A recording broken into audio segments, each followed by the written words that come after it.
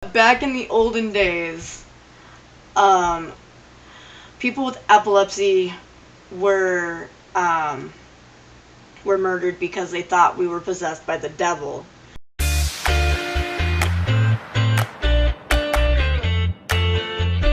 Hey guys. Today's video is a little different from my usual video, and I hope it goes well because this is like the second time I have tried to record this. First time I did it with my webcam, it didn't go so well, but this is going to be my first ever reaction video, and I thought the video was very interesting, which is why we're doing this video. It's basically about epilepsy and demons. Yeah. So this is by BuzzFeed Unsolved, and it's the exorcism of Annalise Michael, or Annalise Mitchell, something like that. I can't remember her last name, but Annalise, and there was a movie that came out on her a long time ago called The Exorcism of Emily Rose or something, and I want to just give you like my thoughts and stuff on it, and I hope this video goes okay so I don't have to do it again. And let me know if you like this type of video, and maybe I'll do more in the future. So, let's start. Discussed a case of demonic possession so chilling and controversial that it actually became the movie The Exorcism of Emily Rose. What follows is the true story that inspired that, The Exorcism of Annalise Michelle. Ooh. It's Michelle. one of the few actual cases of demonic possession that went to court. Annalise Michelle. Wait, did they sue the demon? You'll find out. Okay. Born in 1952 in the small town of Klingenberg in Bavaria, Germany, Annalise Michelle was raised as a strict Catholic and was described as very bright and likable. In September 1968, when Annalise was 16 years old, she experienced her first episode of losing consciousness, and later that night, she felt as if something was pressing down on her chest, pinning her to her bed. 11 months later, in August 1969, a similar event occurred, and her mother took Annalise to their family doctor, Dr. Vogt, and a neurologist, Dr. Luthi, who examined her and even ran an EEG, a brain scan, but found nothing wrong. They hypothesized that it could possibly be a form of seizure. Over the next 3 years, Annalise would have 2 more similar episodes, and was prescribed 2 medications, an anticonvulsant medication and an anti-seizure medication called Dilantin. Okay, so an EEG is these things that they hook up to your head to obviously see your brain activity. The thing about that is they're not always completely accurate, and they can come back with empty results. I guess, like, if you have to have a seizure in order for them to pick up anything, so the EEGs can come back negative if you don't have a seizure within that moment. And then you can also have a seizure and not have any seizures for a few years, and then have another one, which basically kind of looks like what's happening here. She had spontaneous seizures. On both occasions, an EEG would come back normal, with some minor irregular patterns, but nothing that would definitively explain her symptoms. What? And sometimes, like you said, in an EEG, you can have sporadic patterns, and then there's other times where it just says possible seizure activity, which I've had some of those, and usually with those is when I feel the symptoms of a seizure, but it's not strong enough to push through into the reading. So my doctor knows my history very well, so she knew most likely they were seizures. But that was the first time I've ever seen that, because my seizures have never been fully controlled, so my EEGs are always abnormal. That's normal for me. But this person obviously had seizures, like not consistent seizures, and then not consistent EEGs, where there was some irregular activity, some there wasn't, and some was like a possibility. So that's what I'm getting from that. What year was this? This was in 1969. Okay, I'm fine with that so far. That sounds real. Okay. Little spiders on me. Sorry if I blew it on you. Well, you did. It was in spring 1973 that things took a turn for the stranger. Annalise began to hear knocking sounds in her bedroom, sounds her sisters would hear as well. But even more alarming, Annalise also reported hearing a voice damning her to hell. Her mother was further rattled when she witnessed Annalise furiously staring at a statue of the Virgin Mary with, quote, eyes turned black, jet black, and her hands seemed to turn into thick paws with claws. What? Those are some chunky paws on her daughter.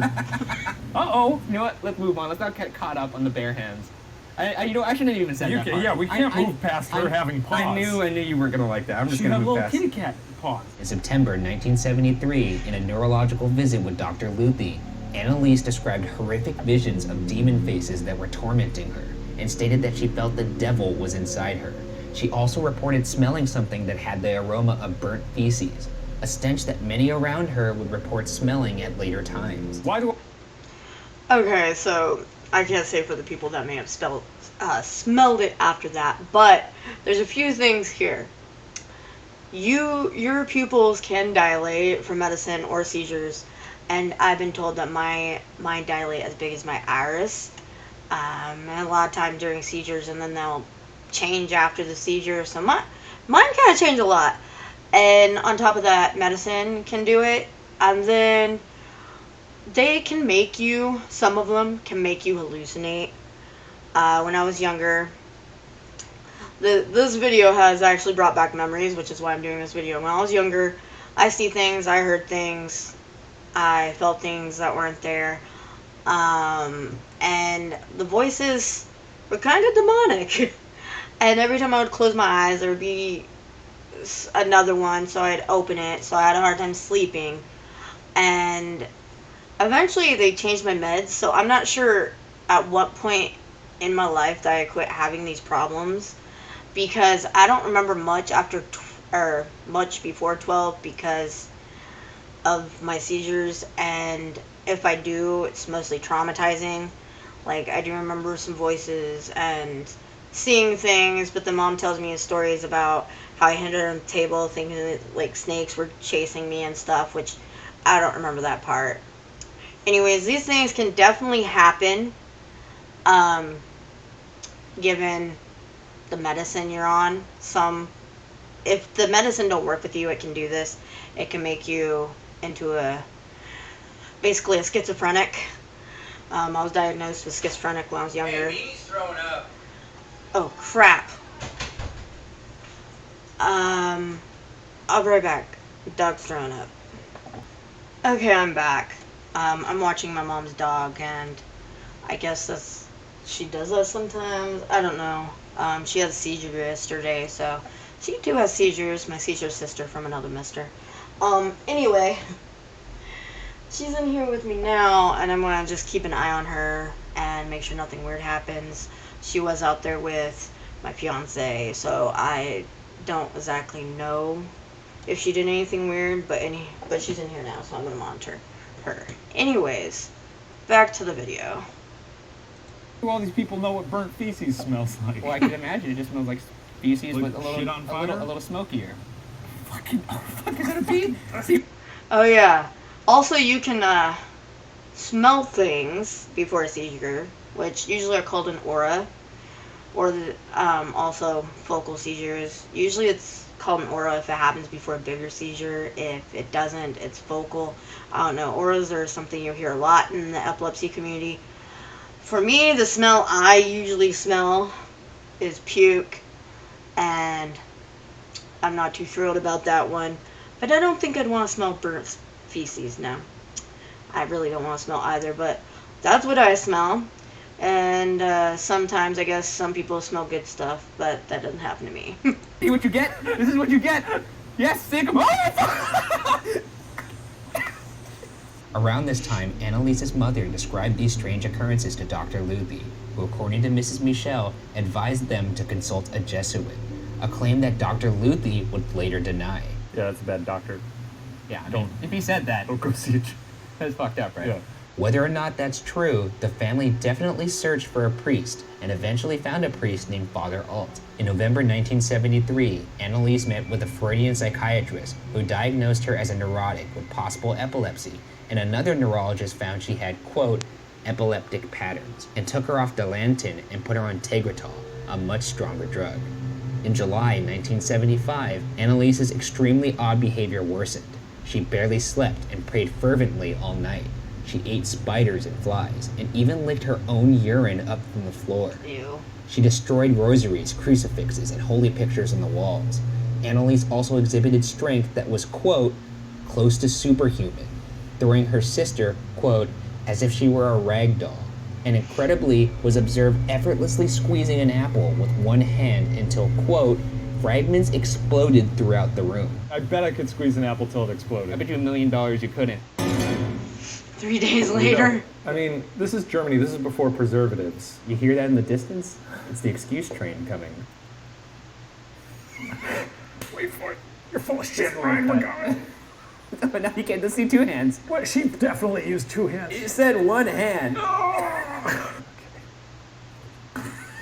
But still, that's not like an amazing metric. A priest named Father Rodewick, a man considered an expert on exorcisms by his peers, reported that he was convinced that Annalise was possessed. And Now, I'm not sure about the superhuman strength there, if that's even true, but some medication can make you go very neurotic and in psychosis and very crazy like that. Also, I want to note that back in the day, I don't know if it was before now, but it would make sense with now, even though they have neurologists. Also, the neurologist suggested them get a priest that's a very bad doctor. But back in the olden days, people with epilepsy were murdered because they thought we were possessed by the devil. Obviously, because your eyes can dilate and you can convulse and things like that. So we were kind of killed like witches. Basically the same thing, because they thought we had the demon inside us. So keep that in mind as more go through this story. after deliberation with the bishop, an exorcism on Annalise was formally approved. It was to be carried out by a priest named Father Renz. On September 24th, 1975, the first exorcism rite was performed. Father Renz allowed some of the exorcism sessions to be recorded, and 42 audio recordings of the exorcisms were made in total. I'm gonna play some clips from those recordings, but fair warning, these recordings are perhaps the most disturbing pieces of audio I've ever heard. You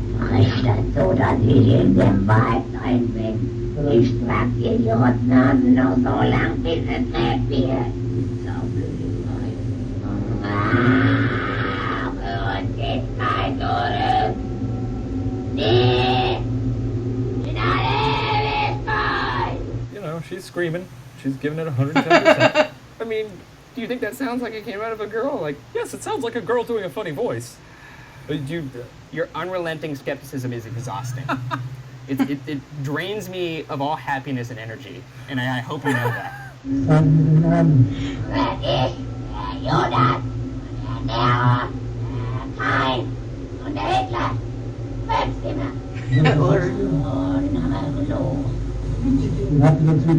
That's all. We're all here. It's all. I ran out of evil people to think of. The blonde man from Die Hard is also in here. Skeletor from Masters of the Universe. Heath Ledger's Joker. Not Jack Nicholson. He was too cartoonish. You had your fun, Yeah, I've had my fun. Okay. Annalise also named Fleischmann as one of her demons, and provided accurate details of the real Fleischmann, who was a priest in the 1500s that was kicked out of the church for bad behavior. These details came as an icy shock to Father Alt, who claims Annalise would have no way of knowing Fleischmann. That is the only thing that is strange to me. All the other stuff is just things that a person could do. To learn more about demonic possession, we sat down with Father Gary Thomas, a Vatican-approved exorcist, who explained to us different signs of possession. All of these Annalise had. One would be an aversion to the sacred. So a person walks in this church and can't look at a crucifix, and you only see the whites of their eyes. Another would be knowledge of hidden things, where the demon will begin to tell you things about yourself that the person himself would have no way of knowing. Another would be possessing a kind of inordinate physical strength that they don't normally possess. Then the last sign is sort of epileptic-like seizures on a person's face and the movement of their arms and legs in a way where they lose complete control. By May, Annalise became even worse, banging her head against the wall and biting herself and others, to the point where her family had to tie her up to prevent her from hurting herself. But most dangerously, Annalise refused to eat. She described it as, quote, not being permitted to eat. Despite being quite frail, likely weighing under 80 pounds, she exhibited great strength when people tried to restrain her. Yeah, I just feel bad for her at this point. Yeah, I do feel bad for She's her. definitely tortured. By June, Annalise's entire face was sunken. She also refused a doctor visit, even though she had a very high fever. On June 30th, Annalise had another exorcism, only saying please, absolution. The next morning, her family went to her room and found her dead. Now, some meds can also make you go that crazy. Also, the fact that they exercise her a lot can kind of feed into it, her energy, to where she actually changes character when that happens, so she could actually think that she was being possessed, depending on how crazy she was. But it sounds like she got pretty crazy. Despite seeking medical attention early on, Annalise refused to submit to medical attention in the end, as she and her family ultimately placed all faith of recovery into the exorcisms. She died of starvation at the age of 23 after 67 exorcisms, weighing only 68 pounds at the time of her death. See, if you have 67 exorcisms and you're getting exercises regularly, that will kind of feed into her mental health and kind of like make her switch characters, especially if she had something like a personality disorder or something, because she obviously had some mental health issues, and it sounds like she did have epilepsy, but they should have tried to do more for her. Also, some medicines can actually make you not hungry, so you won't want to eat. Do you think that just made her, like, buy into it more? If people started exercising me on the reg, Exercising you in the reg? yeah, I might eventually be like, I guess I'm demons. I would agree with that frame of mind, but Annalise's belief that she was possessed predates Yeah, all the exorcisms or the priests or any of that stuff. After her death, Annalise's parents and the two priests were accused of negligent homicide, and the case went to trial in 1978. What follows are the two sides of that case. First, let's review the position of the defense. The defense presented eyewitness testimony and formally submitted the recordings as evidence of possession, an idea that the court never seemed to take seriously. From a non-religious standpoint, the defense argued Annalise was permitted to deny medical treatment, as was her lawful right. For what it's worth, medical treatment might have included tranquilizing her, force-feeding her, and electroshock therapy. Quote, all presumably against her will, end quote. Family friend Bea Hine recalled in her testimony that in 1976, a few months before Annalise's death, Annalise reportedly, quote, begged on her knees for Hine to not suggest medical attention to anybody. Also worth noting is the fact that Father Alt actually looked for medical help towards the end, and on May 30th, his friend Dr. Richard Roth visited Annalise, out of what he claims was scientific curiosity and not as a physician. He just was like, look, I'm not here as a doctor. I just want to see some of this crazy shit. I know, who fucking says that? I want to see this girl eat some spiders. That's like something you say when you go to the zoo, not when you go see someone that's tied up. That is a bad man right there. Okay, In his visit, Dr. Roth claims Annalise had no external injuries, although Father Renz noted she had several bruises, a swollen cheek, and black eyes. An interesting contradiction, to say the least. Dr. Roth also denied saying, quote, there are no injections against the devil, end quote. shady as fuck. Yeah. Curiously, in spite of all the supposed epileptic attacks, an autopsy revealed Annalise had a healthy brain with no damage that could have caused epileptic seizures. Quote, not even on a microscopic level. Okay, so when you get an MRI, it shows your brain, and when you do an EEG, it shows the activity in your brain. Your brain can be perfectly healthy and nothing else wrong that could have caused it but you still could have seizures. Like, I grew up with epilepsy, but my brain is perfectly fine, other than, you know, the electrocution of my brain.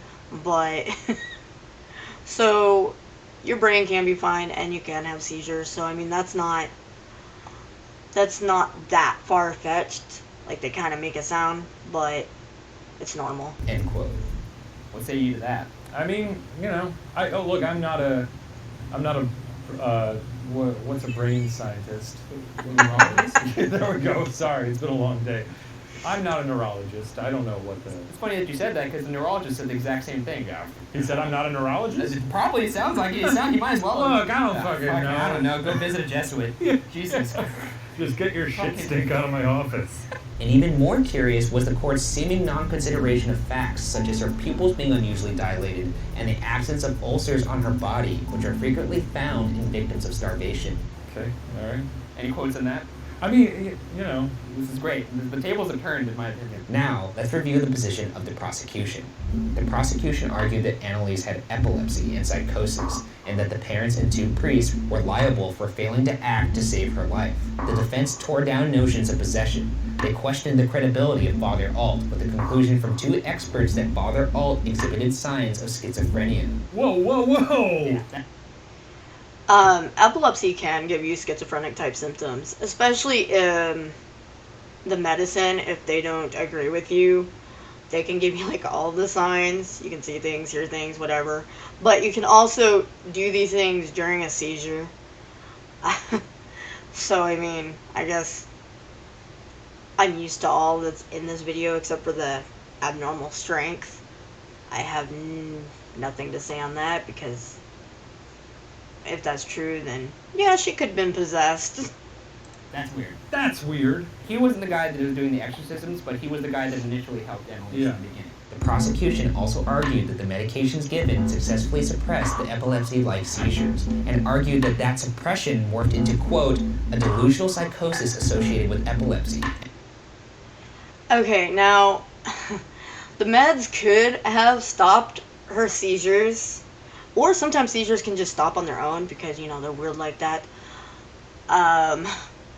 But the meds could have stopped her seizures, but they could have, you know, fucked her up in other ways, as in the delusional psychosis, which can happen.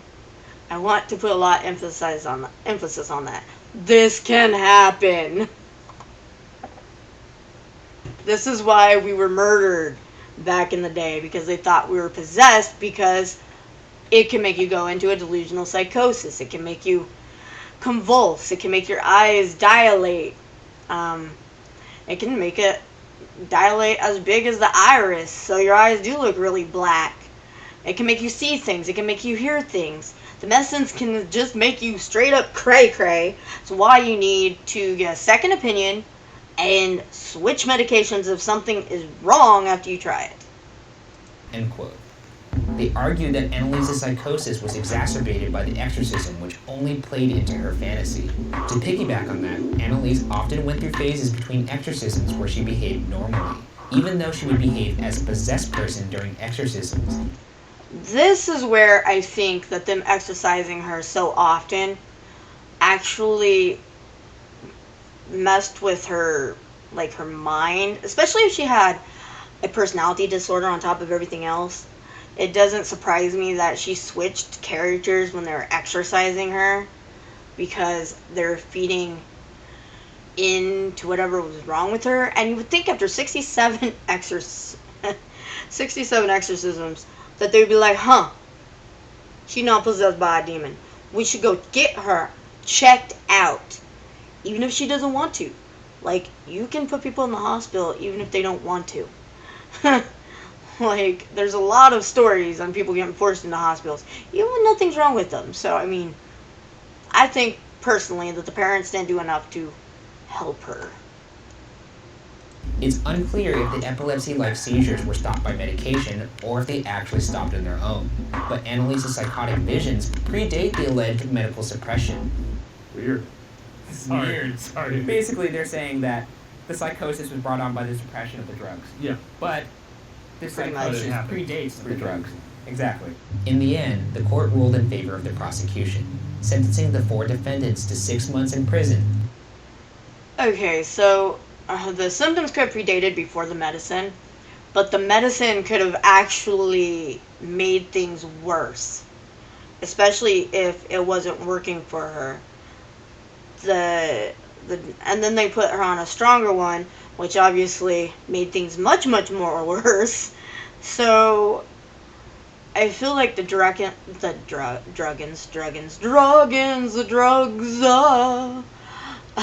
emphasized a lot of what was wrong with her. With suspension for 3 years and payment for all court costs.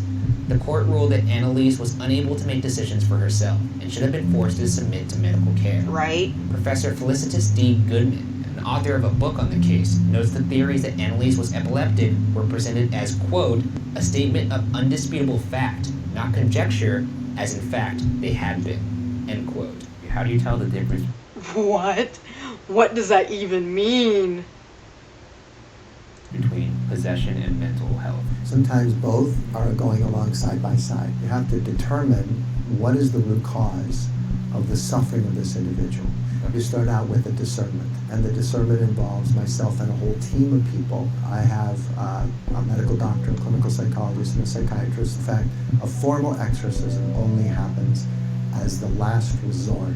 Given the evidence that we've seen and all the strange occurrences and the voices, I think there's sufficient evidence to not conclusively rule out that she was possessed beyond a reasonable doubt. Sure.